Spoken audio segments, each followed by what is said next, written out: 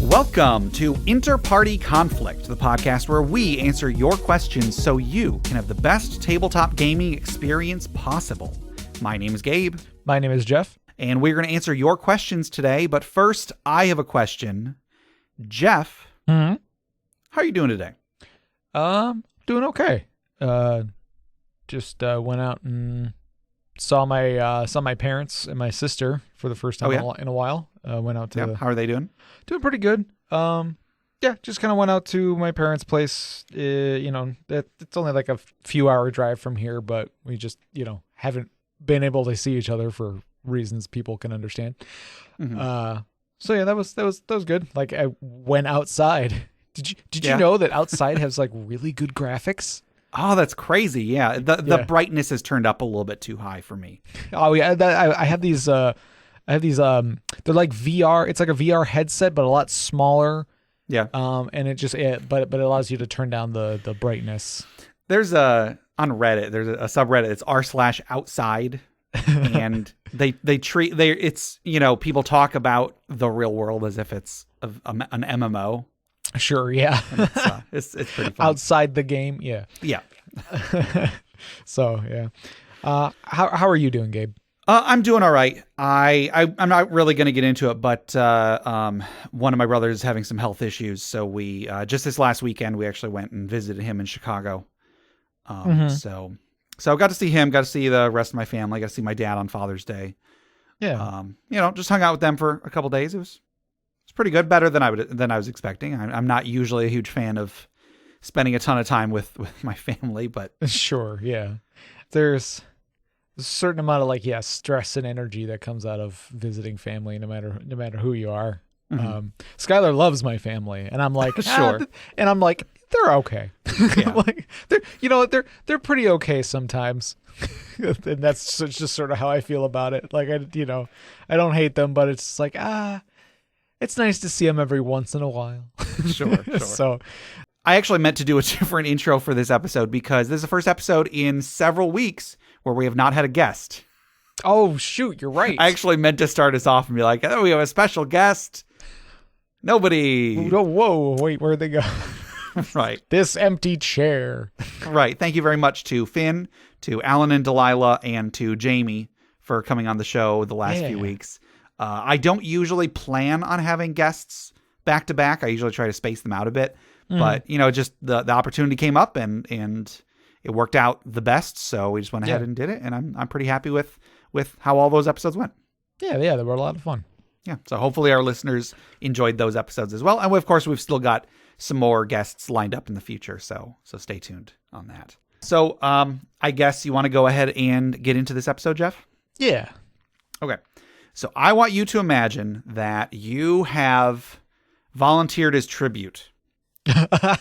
And your elevator or whatever raises you up. You're in the arena for the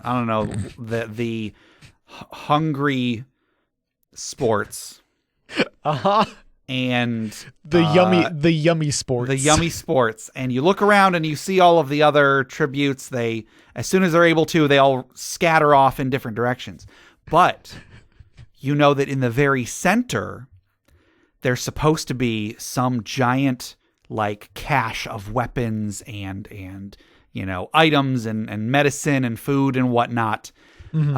So you head off in that direction. Yeah. And when you get there, you see that there is, in fact, a giant pile of gold and diamonds, but there's swords stuck in there. You see there's a magic bow hanging off of something. However, sitting on top of the big pile of treasure is a big red-scaled dragon. Oh. Uh-oh. And now you realize why nobody else ran for this big pile of treasure. And do you know why, Jeff? Do you know what this big pile of treasure is? What is it, Gabe? This big pile of treasure is the dragon's hoard.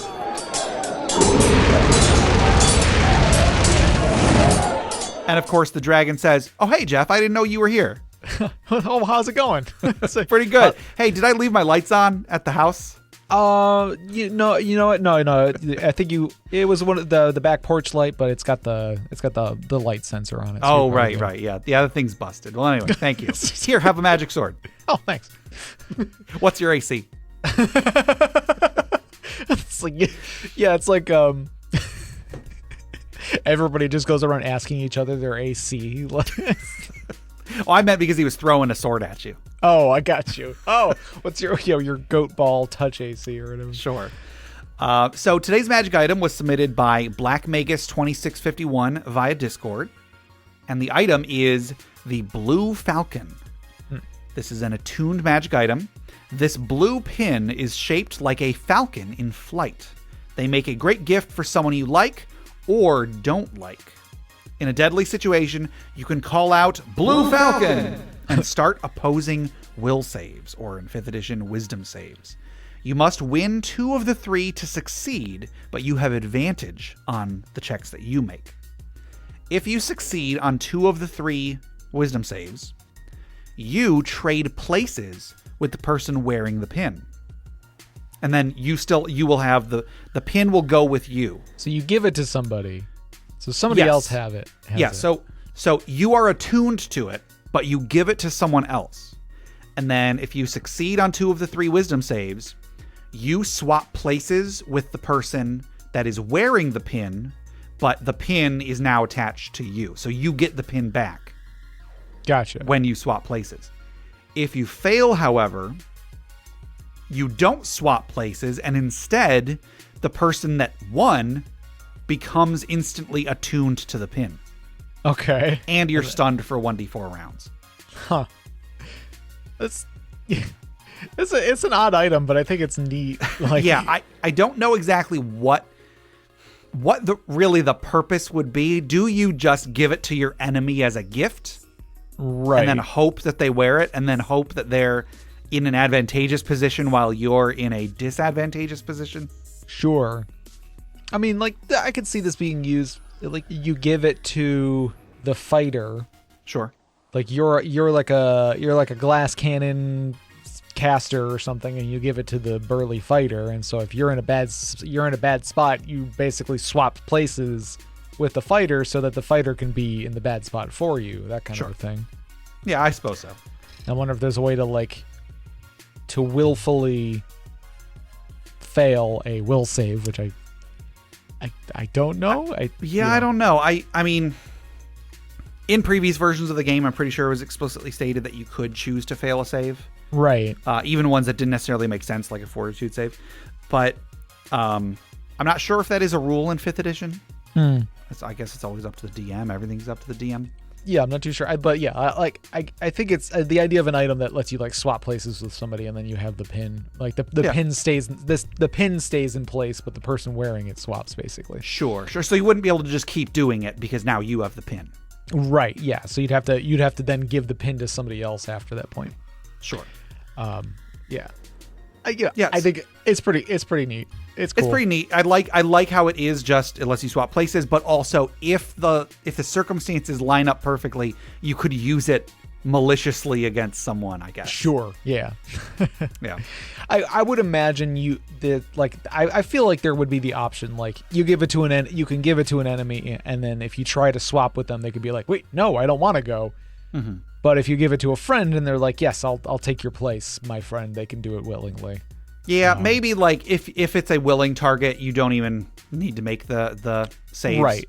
Yeah, you just swap places, but again, you can only do it the one time before you have to like give it to give it to somebody else, or maybe even have it only usable, like the pin loses its color for a day and then comes back the next day or something.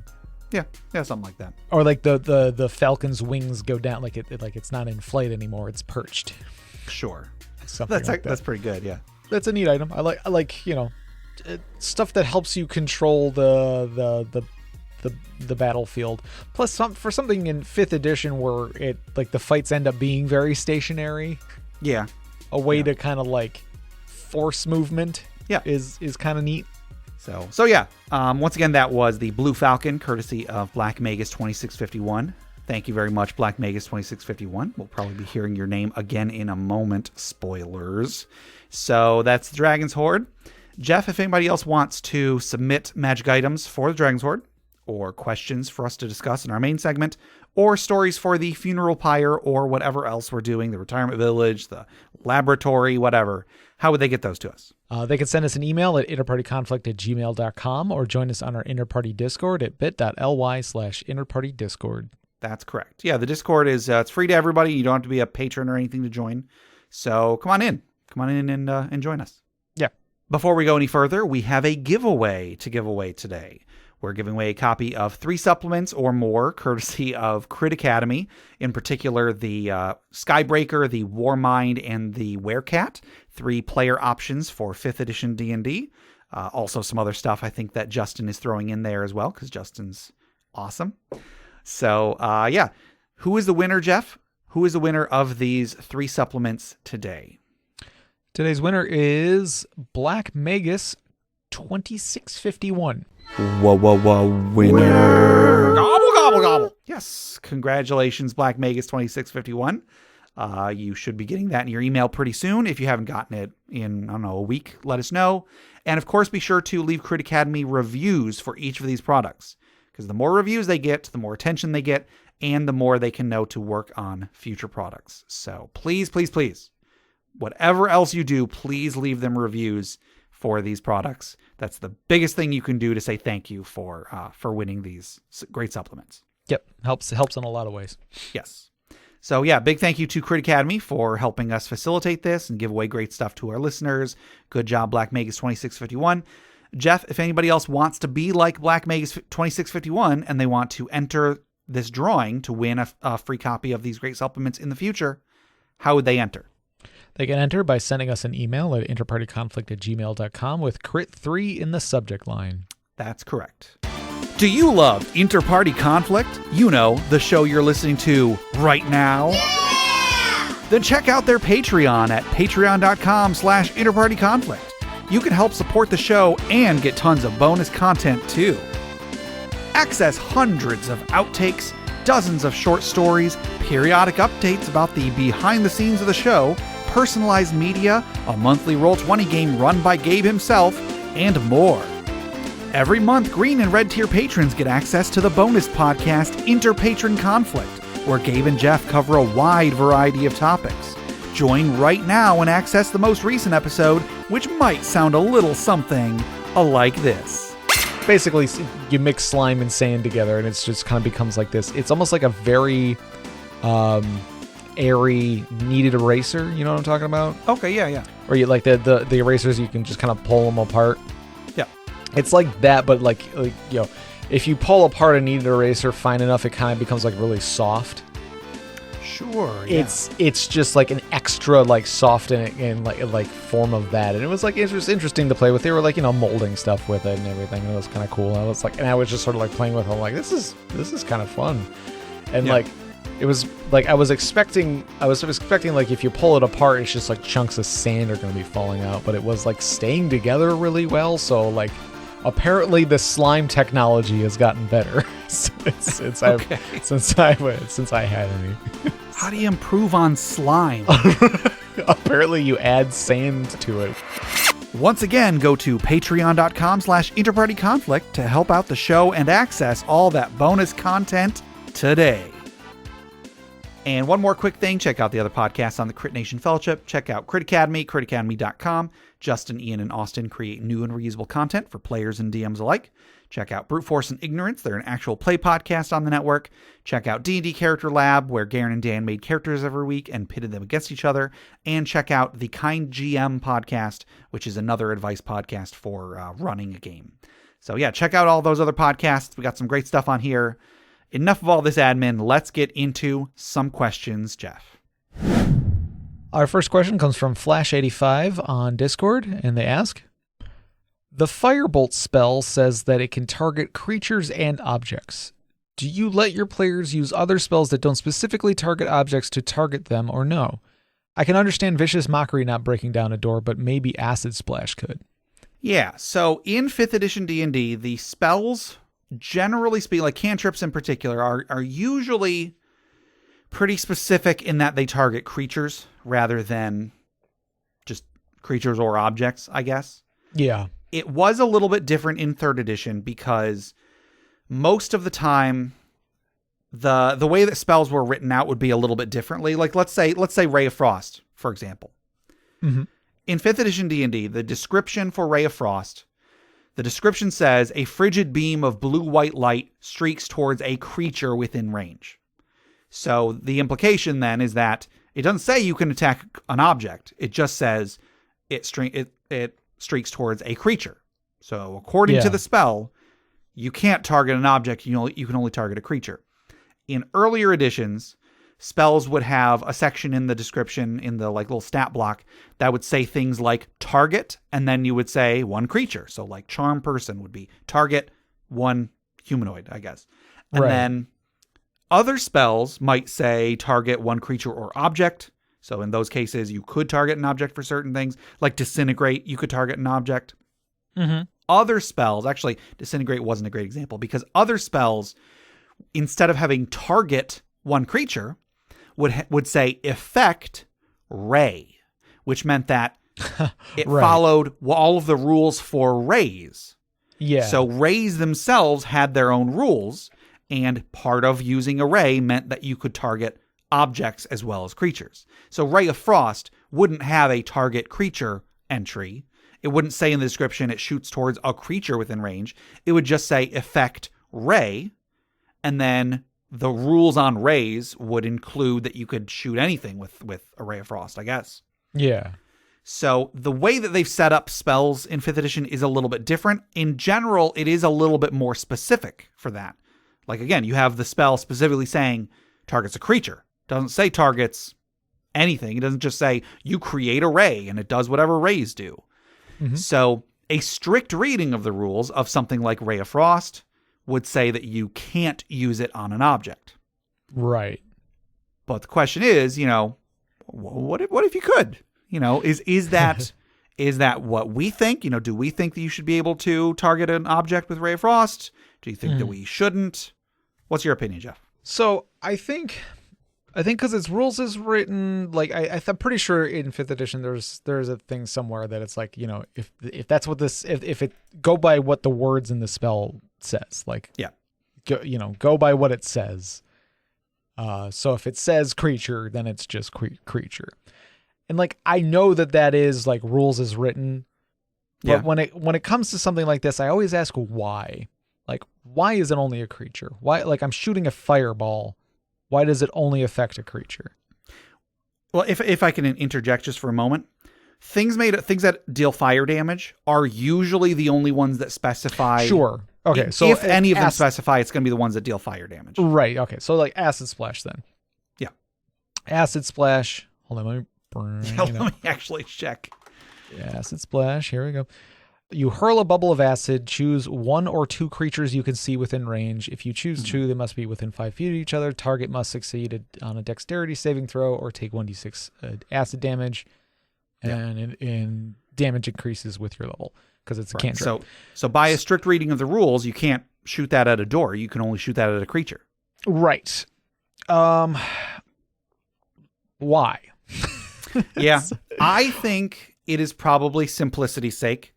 In earlier editions, there were a lot of things where it's like a locked door really wasn't an obstacle if you could just attack the door. Right. You can still attack a door in 5th edition, and also in 3rd edition, cantrips weren't unlimited, but I was definitely going to get to that where like just the addition of cantrips has changed quite a lot of things. Right. I remember that the magic missile spell in earlier editions did specify that it did not work on objects. Mm-hmm. Whereas again, most spells you could attack objects with them, but magic missile you specifically couldn't. And I could be wrong, but I feel that was probably specifically put in there to stop people from sundering with a magic missile.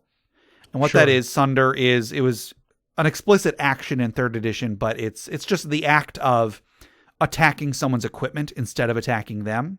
So if a bad guy has a sword, if you break his sword, that is a sunder. So if you attack his sword with the intention of damaging it and then breaking it so that he doesn't have his cool sword anymore, that would be sundering the sword. I feel because magic missile automatically hit. It didn't require an attack roll. Right. I feel like they probably were playtesting it, and players were like, oh, shoot, this spell automatically hits.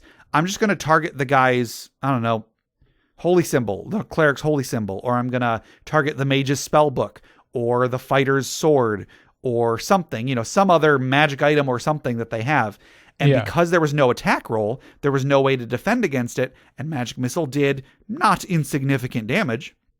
Sure. So I'm guessing that they probably realized, that's a bit too powerful for a first level spell. Magic Missile actually was a bit powerful in 3rd edition, but players enjoyed it so much that they were like, it's fine. Let's just leave it the way it is. It's one of those like iconic things where they're like, we're going to let it be a little bit we're going to let it be overpowered, but that's because like people love it. Yeah.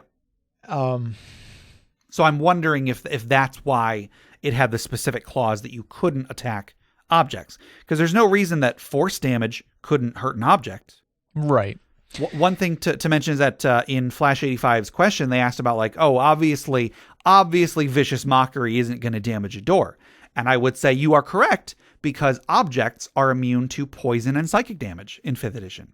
No attack that deals poison or psychic will damage an object, even if it comes from an effect that can attack objects. Sure. Yeah. It always comes down to balancing, but then, or somebody found an exploit, so they had to take out the whole thing. They had to be like, no, we can't let this happen. It's so. But I also would like those explanations. I don't know. I would always like a little blurb or footnote in a rule book. Sure. Like explaining why they did this, so that a DM can go, oh, that makes sense. That would be a horrible exploit. I would not want to have to put one of my other players through or something. Yeah. That makes sense. So Acid Splash can't target objects, because then any person with a Acid Splash cantrip would just cast Acid Splash, Acid Splash, Acid Splash, Acid Splash at a door. Like what, or through a wall. Eventually, you would burn your way through a wall or something. Eventually, yeah. So, I don't remember. I don't know exactly how objects are statted in 5th edition. Yeah, so I've got that page. I've got a page of Roll20 open right now with some of those rules, and because of how they're always, Wizards of the Coast is always trying to consolidate rules when necessary. Mm-hmm. And some, in 3rd edition, there were a lot of rules that were never going to come up in your game. Or at least if they did come up, it's fine saying the DM can be in charge of this, generally speaking. Right. And in 5th edition, they did determine that, like, damaging objects, they did decide that was one of those rules that was just mainly left up to the DM. In 3rd edition, when you attacked an object, depending on what material the object was made out of, there was like a table that you could look at that would tell you roughly how many hit points it should have based on its size. And then also it had a hardness stat, which meant that you had to deal over that much damage. It basically subtracted that much from any damage you did. Yeah. And then there were certain damage types, up to the DM, of course, that would get through hardness. So like if you're burning a rope, hardness isn't going to apply to the fire damage. The fire damage is just going to burn through the rope. Or, an adamantine sword basically got through hardness of most things. Yes, correct. And so in 5th edition, according to this Roll20 page, at least, I'm pretty sure it's the same in the book, but I'm not 100% positive because I don't have the book open to it right now. But all they really have is that the material gives it an armor class. So cloth, paper, and rope has an armor class of 11. Then adamantine has an armor class of 23. Mm-hmm. And then there's a small table that gives, I guess, an amount of hit points that it has based on its size, not necessarily based on its material. And then there's also a paragraph that just says certain big objects might have essentially damage reduction. Like it says should have a damage threshold, but it doesn't give any examples of what the damage threshold should be. That's up to the DM. So a lot of this is going to be fairly arbitrary based on whatever the DM, however hard the DM wants it to be to break down a door or break through a wall of a castle or whatever. This is one of those like rules that is vague, but it's one of the ones I don't have as much of a problem with because of the like getting around obstacles. Like, if in a video game when you're doing level design, if you put a wall, you don't want the player to go through that wall. Sure. Like the wall's there so that the player has to go around it. You have to find a door or find a passage or something like that. Yeah. Whenever you make an adventure, it's probably not going to be fun if the players are just like, I just want to just break through this wall. It'll take me a few hours, but I'm just going to break this wall. I'm not going to go find the door. I'm just going to break through this wall. Yeah, you turn on no clip and just walk through. And right. Yeah, just like, it's like, yeah, you could do it. But, like what that's now fun. That doesn't, none of the events trigger, and then you just walk to the end and you win. You get to the, sure. You do the weird thing with the Yoshi and the fireball and the coin, and you get to the credits, and it's like, yeah, sure. you beat the game, but did you really play it? I'm not knocking the speed runs. Sure, people are crazy. It's an art. Yeah, it is. So yeah, like, but I feel like that should be spelled out in so many words in the book itself. It's like, there aren't really strict rules on destroying objects because objects are such an important part to like the structure of the game. Yeah. Like it's really tempting for the player to like get quote unquote creative with acid splash. It's like you want to burn a hole through the wall so that you can just get into the big bad evil guy's lair without solving the puzzle. Yeah. There should be an option for brute force, but it should still take resources. So I understand that like a cantrip isn't going to be able to attack objects. Yeah. Unless it specifically says it can, and in that case they probably balanced it somehow to deal with that, I guess. This is kind of a damned if you do, damned if you don't thing on Wizards of the Coast part, in that if they put the rules, people are going to abuse them, and there are going to be players who build their entire characters around using spells or whatever to just break through walls or break through doors and get places that the DM clearly didn't plan for there to be. However, if they don't put them, then a lot of people are like, why aren't they there? Shouldn't the rules be there? There isn't really a good reason for them not to be there. Yeah, stop telling me I can do whatever I want when I can't burn a hole through a wall with the 0 level spell. If D&D had less of a connotation of being a simulationist game, if it was less, this is the game where you can do anything you want, and it was more, this is a game made for specific kinds of scenarios, which it is. No knock against D&D. D&D is based around you. It works best when playing specific types of games. And so if the rules or whatever, or if just the cultural cachet of D&D was more that, no, you can't do everything, but you can do a lot, then I think there would be less danger of people getting upset about things like this. Yeah. Yeah, But I mean, to answer the question, if a player said, I want to use their cantrip I'm going to use my cantrip to attack this door, or to shoot that, I want to use firebolt or whatever to like melt a window, or use acid splash to dissolve a rope or whatever. If they had a specific thing they wanted to use it for, I can't really envision a scenario where I would say, no, the spell doesn't let you do that. Right. Yeah. I agree. And I think the ridiculous scenario of burning a hole through a wall, it's one of those things where you can be like, well, the wall is just too thick or something. It's just like it doesn't, like you're not doing nearly enough damage for it to be feasible or something, Or maybe you give them a level of exhaustion for even trying. Shoot, that's a good idea, actually. It's like, oh, you really want to go at this? Okay, yeah, you put a dent in it, but now you're exhausted. Yeah. Because casting a spell over and over and over like that, is not going to be easy on you. So yeah, like have ways to discourage it that aren't just saying no.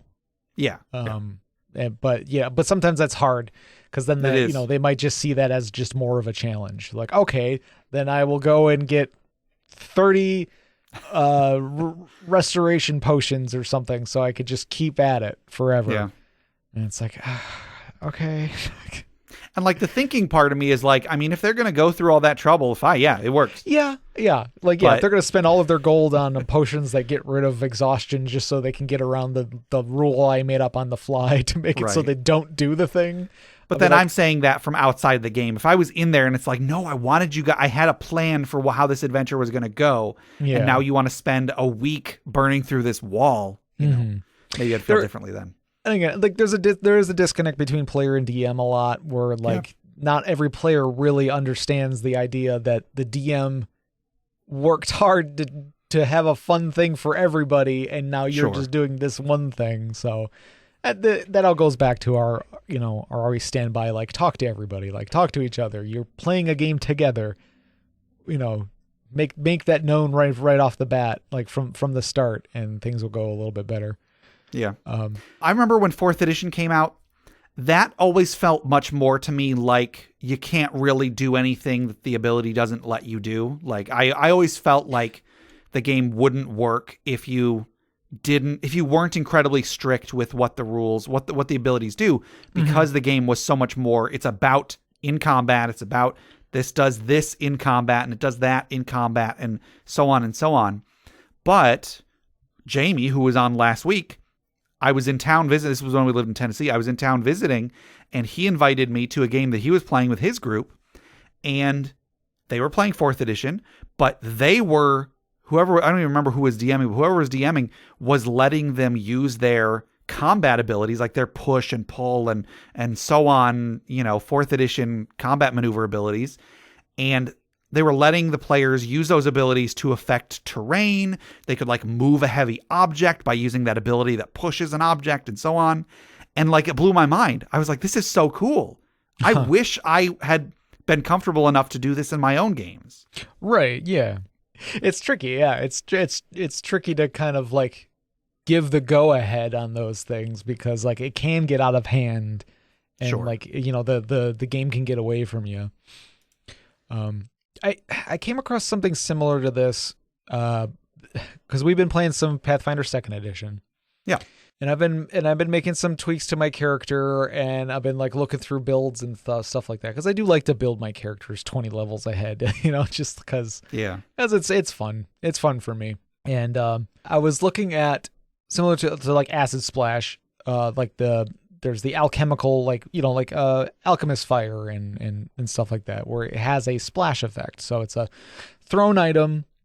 It's effectively a ranged weapon. You throw it, it explodes, it does some damage, and then does some splash damage to the target and things adjacent to the target.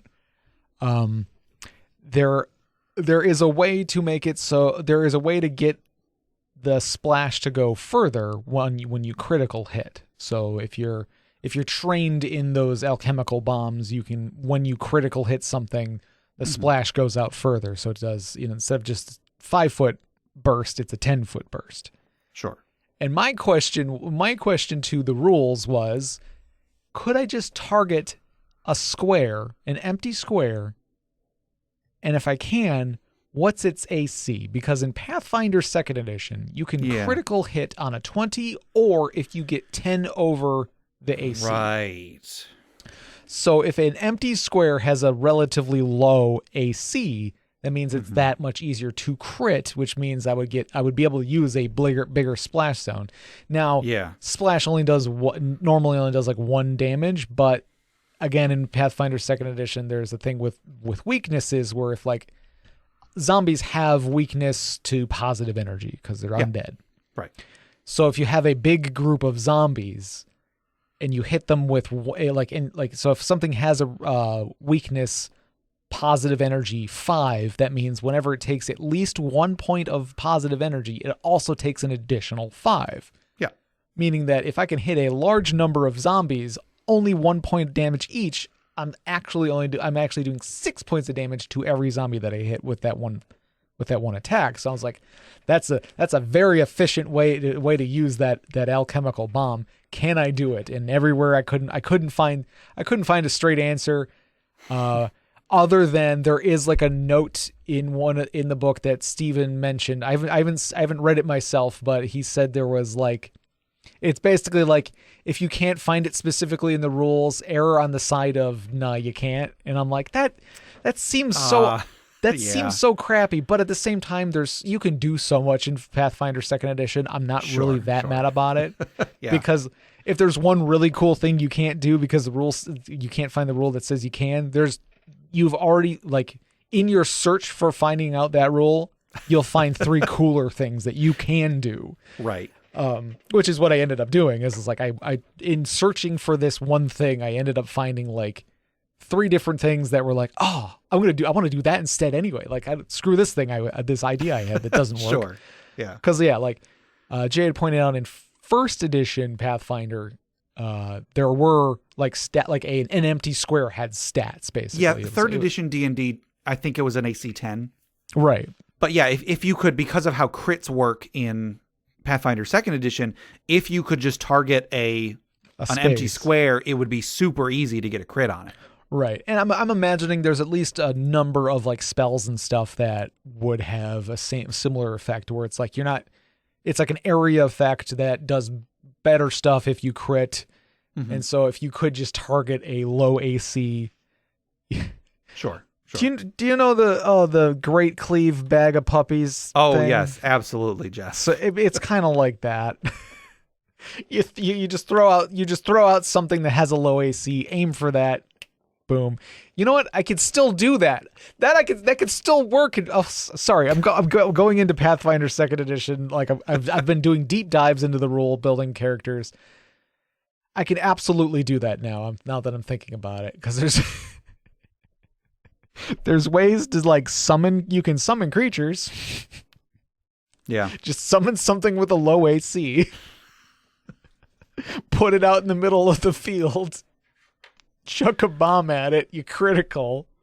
You do a big splash damage. This is silly. You're a monster, Jeff. I don't disagree. So I guess to answer the question, I don't think I would ever say no, as long as the player doesn't try to abuse it. But again, I can't really think of how it would take a lot to abuse that sort of thing, especially with a cantrip. Mm-hmm. It's one of those things where if they have the time to do it, as the DM, you kind of have to ask, why am I not letting them do it if there is literally no reason not to? Like if they're just in an empty hallway and there's no danger of enemies showing up, I mean, yeah, I guess why not let them break through the wall? It's not like they have any incentive to keep going the way they were going. Basically, it all comes down to, maybe you didn't set up an adventure that is exciting or pressing enough time-wise that this doesn't seem like an option. And if you made that mistake building the adventure, hey, I do it too, we all do it, then maybe you should award the players for realizing that you made, realizing the weakness that you put into the adventure. I guess just try to be open. Don't even let them, like, if it's not going to work, just tell them it's not going to work. Just for whatever reason, I think, and also I will urge players, if the DM just tells you it doesn't work, just go on. Just don't do it. Don't get upset about it. D&D isn't really meant to do certain things, and your DM will probably be a good barometer for what they think the game is meant to do. And I think there's you only want to press your DM so much because like they got a lot on their plate. Sure. Like unless this is like the one thing that you've always wanted to do. Yeah. Maybe don't press your DM too hard on it, at least the first time, and maybe you can come back to it later if it is important to you. Like, sure. You could do a Shawshank Redemption and like revisit the dungeon every once in a while and like chip away at it a little by little, and like that's sort of like your character's downtime. And I mean, that's kind of cool. I like the idea of the players in their downtime constantly going back to that first dungeon, slowly chipping away at this wall because they have an idea that something is behind it. Right, yeah. And then like And then at that point, if you know that there's nothing behind it, I guess you could just tell them that, or say it's going to take a while and then come up with something later, Yeah, don't just have it take up a bunch of their time and then be like, yeah, no, there's nothing. I never told you there was anything, so you should have assumed there was nothing. No. Like, put something there. If your players are interested in it, use it as an opportunity to create more game. They bust open the wall and there's like a craft foods table, like it's like a Truman Show. Yes, exactly. Yeah. It's like it couldn't hurt to bring something up like this topic in session 0. Yeah. Just to, if you just ask your DM, can we use cantrips to damage objects, to damage walls and doors and such? If they say yes, awesome. Plan around it. And DM, if you say yes, commit to it. Yeah. If they say no, just let it go. Just don't worry about that. Come up with other cool stuff to do. Sure. So good luck, everybody. Yeah. This definitely, it's one of those things where they could have put it in the rules, but it would have just inflated the rule book even more, and more rules are not always the answer. Right. Pathfinder 2nd Edition has a lot of rules, and they do a lot of good stuff with those rules, but some people are going to be turned off by a lot of rules. So I can understand why 5th Edition went purposely light in some areas. There are a lot of things I wish they would have put in, but they made the game they made, so that's how it is.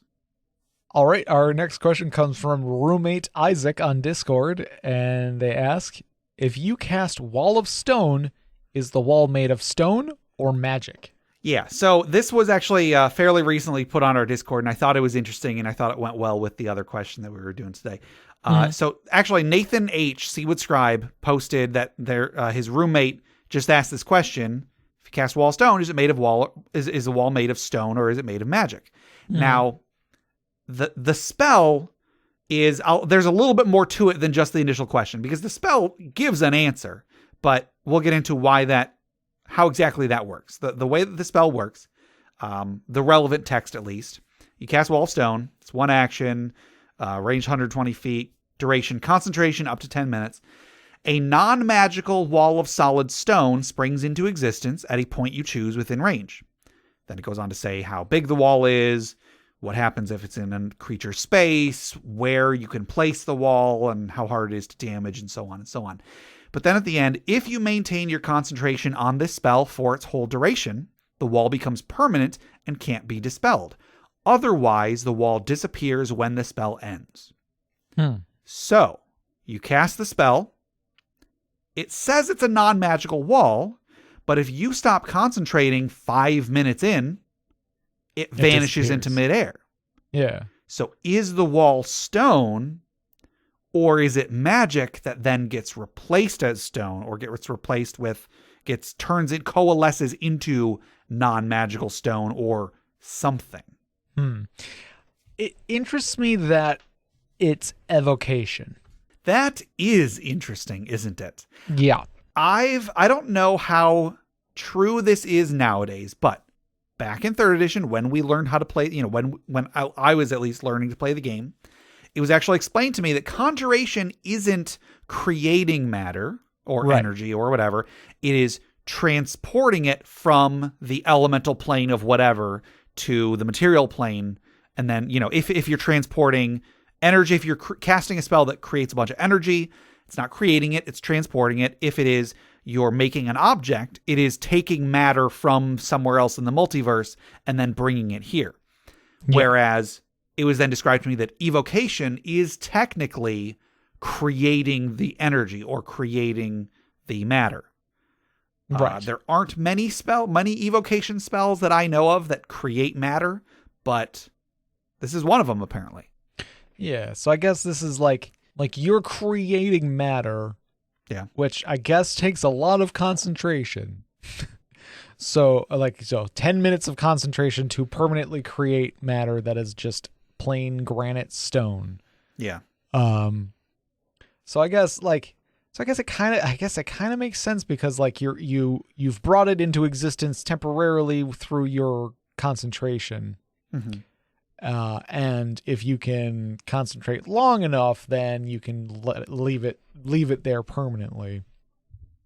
Because I opened up the rules, the spell description, and my brain just glossed over the first sentence, which is a non-magical wall of solid stone springs into existence. Right. And I was totally prepared to be like, I think it's both.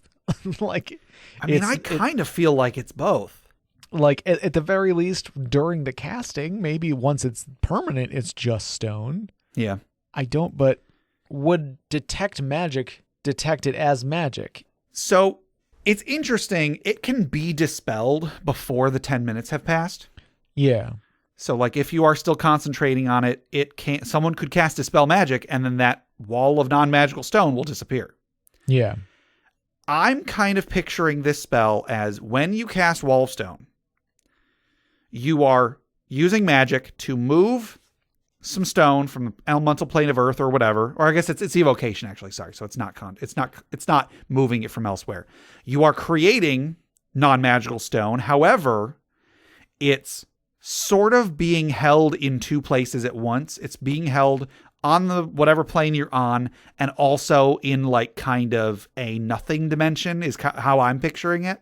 Sure. Or it's like it's partly in your mind and partly outside it. Yeah. And so in those 10 minutes, the magic is aligning it with the plane that you're on, and then it's holding it in place. And once it's held long enough that it is solidly in the material plane, then it lets go and then it stays there. Whereas if you let it go before that, it's not solidly there, so it's just going to fall into nothingness or something. Yeah. Which means there's a couple cool things that you could do with this story-wise. Number one, you might go into the area between dimensions or whatever and find a ton of walls of stone or whatever other spells function similarly. A ton of just like conjured matter that has been created and then just discarded for whatever reason. So like there's like a little factory where they're churning out the effects of spells. There's like, I guess I wasn't thinking of it quite so cartoony, but that could work. Like a Santa's workshop for spells. Yeah. Where it's just like there's a bunch of people like working on was like, all right, here, like, we got to get a new batch of fireballs ready for, Sure. There's a war going on between two different guilds of wizards. We got to work overtime.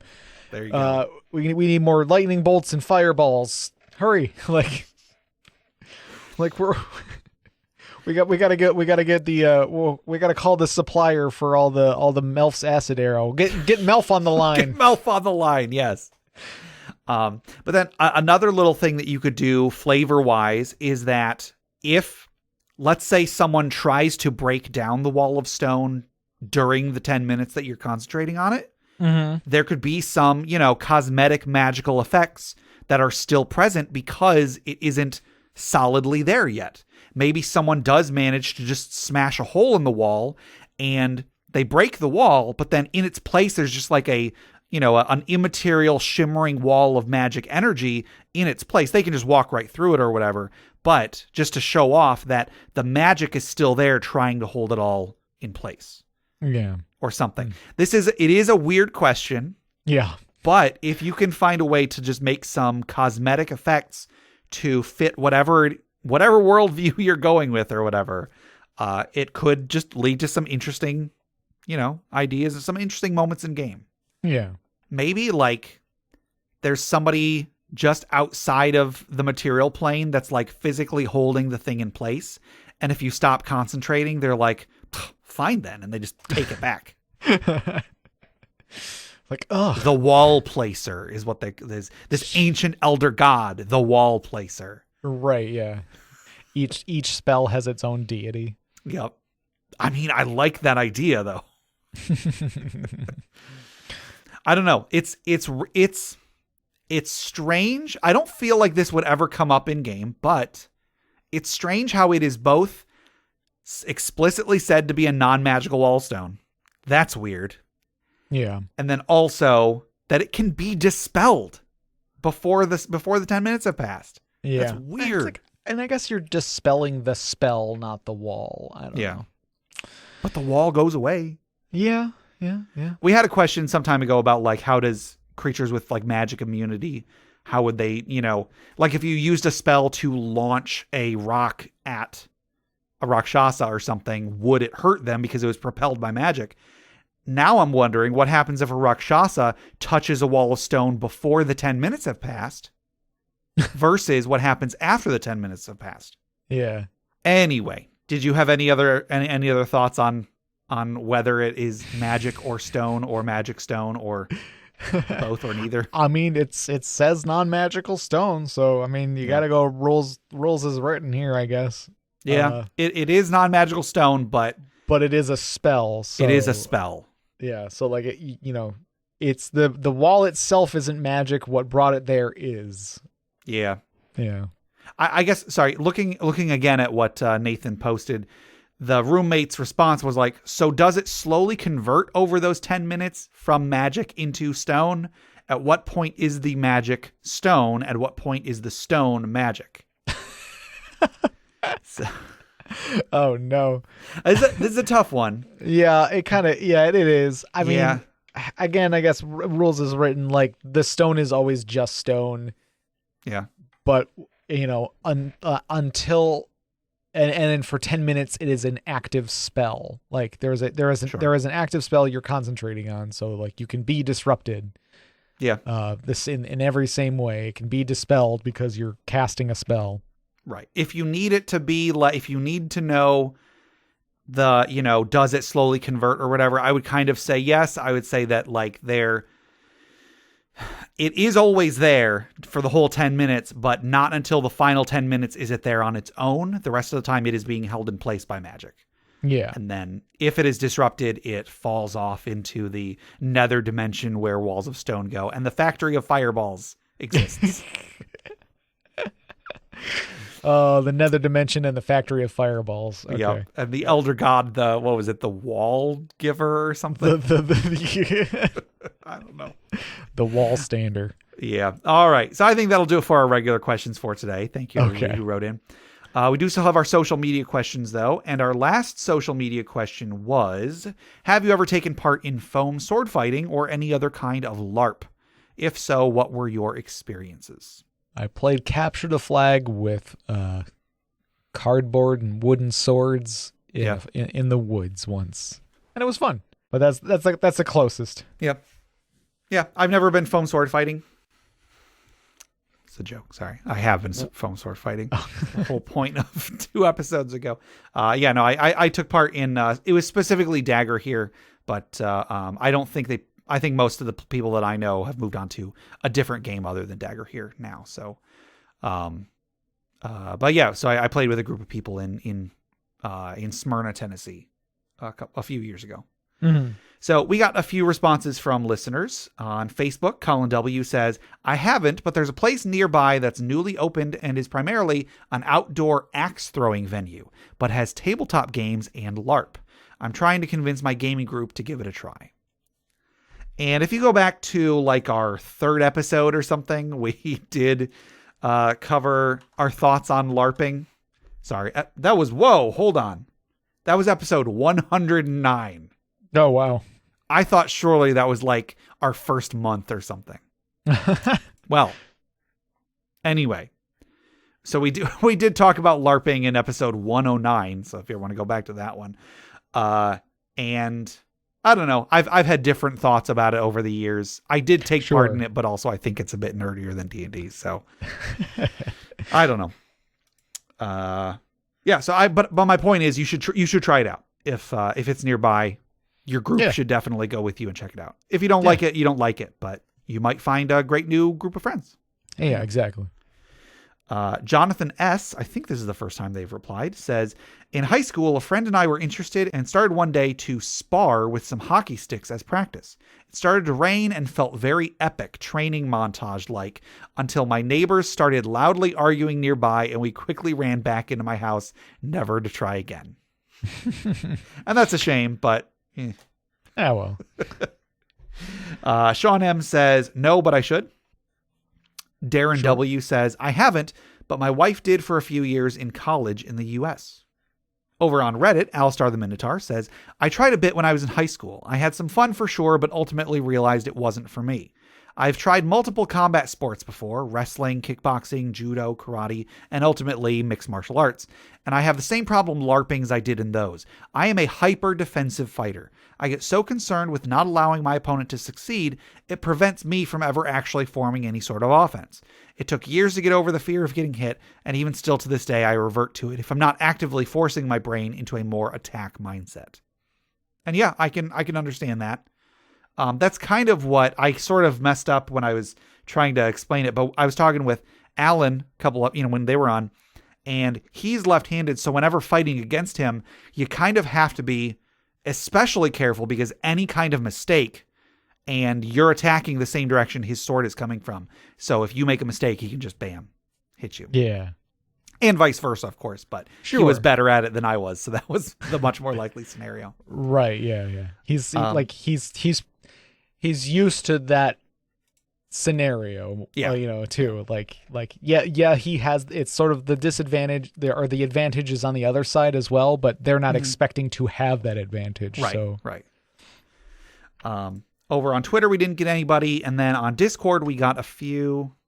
Floofy Shoob says, Amped Guard and SCA in Denver, yes. Also, a small group of martial artists used to get together on the beach and play a game we called Meanest Mother, but that's kind of more crunchy than Storyteller. Circle of Death version of Steve Jackson's Killer back in high school, but you'd have a hard time running one of those in modern schools. And I feel like I know the name Circle of Death. I think that was a type of... I didn't think of it as a LARP at the time, but my brother tried getting a Circle of Death game going with some of our friends at the time, where it's kind of like a game where, kind of like those, it's just like, it was one of those games where in your group of friends, one person is like randomly determined to be a killer, and then there's certain things that they can do, but they have to like try and kill people without the rest of the players noticing, and it was meant to be played like over several weeks.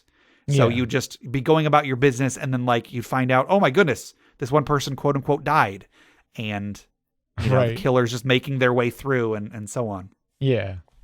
Maybe I'm thinking of something. Maybe that's not what Circle of Death is. I tried Googling it and it only came up with drinking games, and that's not what we were doing.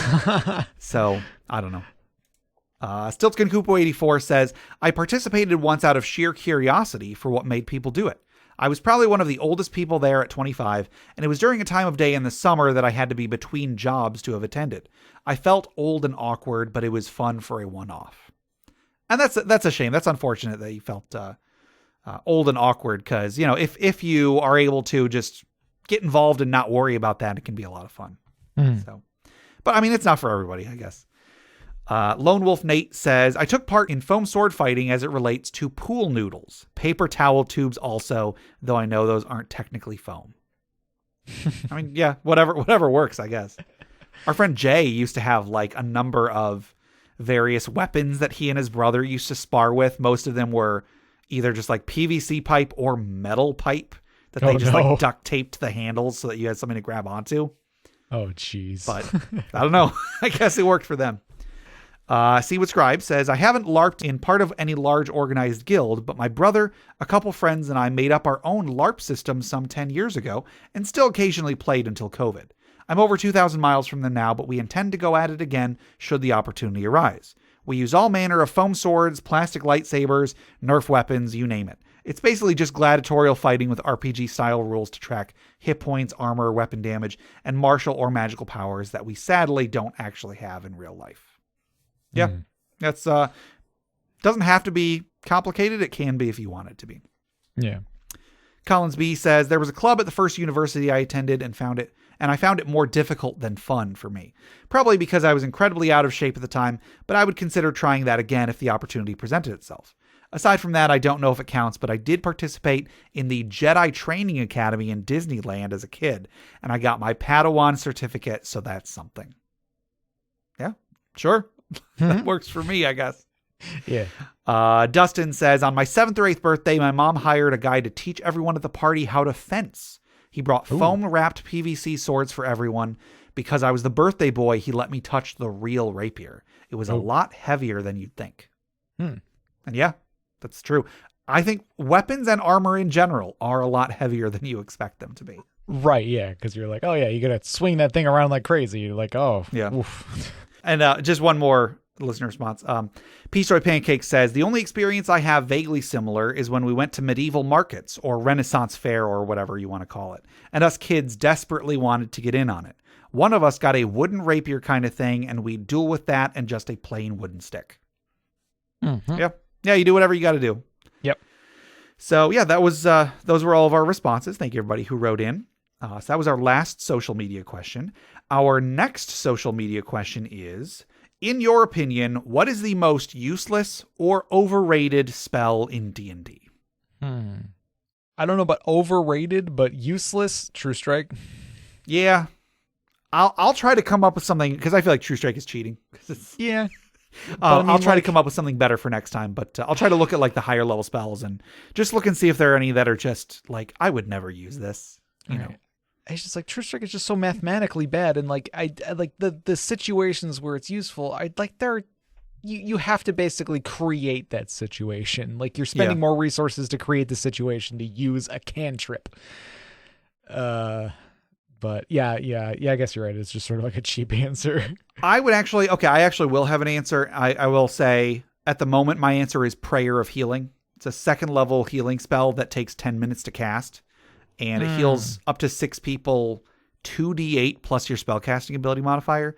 It's not great, and because so many people have sworn up and down that out of combat healing is supposed to be easy and plentiful, and that's the defense behind the healing spirit spell, it makes Prayer of Healing completely worthless. Sure. When would you ever spend 10 minutes to cast the spell that gives so little healing compared to other later released spells? Yeah. So anyway, that's my answer for now. Like I said, I'll try to come up with something better. So hopefully our listeners will have some fun stuff. Hopefully it's not just True Strike. Like I said, I kind of feel like True Strike is cheating. Although in Pathfinder 2nd Edition, True Strike is a 1st level spell, and it's actually pretty good. Right. Do you recall what it does? Because in Pathfinder 2nd Edition, there's no like advantage. Okay. But it basically gives you advantage. Mm-hmm. It is a 1 action spell.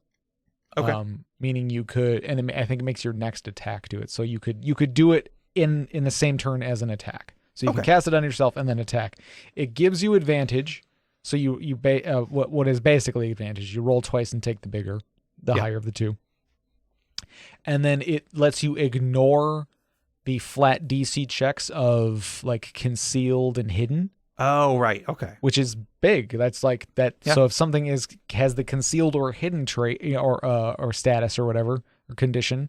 Yeah. Like if they're hiding in a shadow or something like that, but you know what square they're in, you get like, it's, if normally you would roll and you would have to like meet or beat just like a flat D20 roll, and you have to meet or beat like 5 or 10 or something like that. Mm-hmm. You just get to completely ignore it.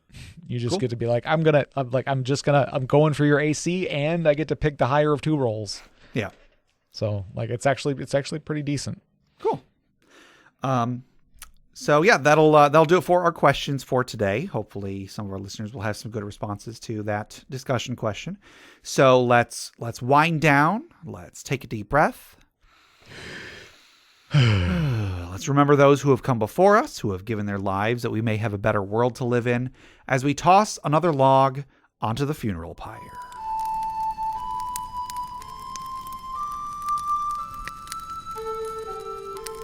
Today's funeral pyre was submitted by Fussel2 via Reddit. This is a short one. Vicious mockery on an ancient black Dracolich that was there for story purposes and not our problem was a dumb idea at level 3. So yeah, don't do that, I guess. Vicious mockery. So I'll just say... Boy. You're stupid. Take some psychic damage. Clink. All right, that'll do it for today. To submit questions for us to discuss, items for the Dragon's Hoard, or stories for the Funeral Pyre, please email us at interpartyconflict@gmail.com. For show notes, links to media mentioned on the show, and running lists of questions and magic items, go to interpartyconflict.com. And I have gotten it should be completely up to date. All of the posts are there. So the website is usable again. Was not usable for a little while there. Join the discussion on social media. We are on Facebook, we are on Reddit, we're on our Interparty Discord. You can find us on Twitter at InPartyConflict for our weekly social media questions. Your answers might end up on the show, so check those out. You can find us on the podcatcher of your choice. We're on iTunes, Google Play Music, Stitcher, YouTube, Spotify, anywhere you download podcasts. Please rate, review, subscribe, or just tell a friend. If you want to support the show monetarily, check out the rewards at patreon.com/InterPartyConflict.